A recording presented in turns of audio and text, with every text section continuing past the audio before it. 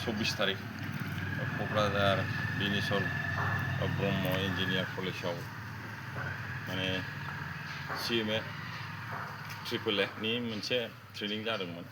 जाय साननै थांबाय, दिनै जोंनि गबाय। दा मोजां बुजायबाय फोरोंगिरिफ्रा, मोजां नलेज होलांबाय, मा रोखोम फेहेरनांगौ, मा रोखोम खालामनांगौ बेफोरनि बिसय आरो बेंकनि सोमोन्दै लन लायोब्ला माबायदि रोखोमनि खालामनांगौ बेफोरखौ गासिबो बुजायजोब्बाय। दा एसेबाबो माने बाव हाबबाय। दा बोरमाफोरखौ फिसियोब्ला माबायदि फिसिनांगौ, माबायदि बेलेन्सआव माबायदि खालामनांगौ, अमाखौ फिसियोबा माबायदि फिसिनांगौ आरो मोसौखौ फिसियोबा माबायदि फिसिनांगौ, माबायदि जौगानांगौ बेफोरनि फारसे फोरोंगिरि सारमोना मोजां एखेबारे गोलावै बुफ्रुनानै होजोब्बाय।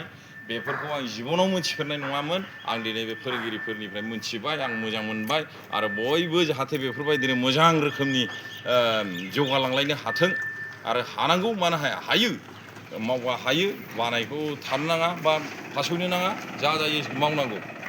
एसेनोसै, खुलुमबाय।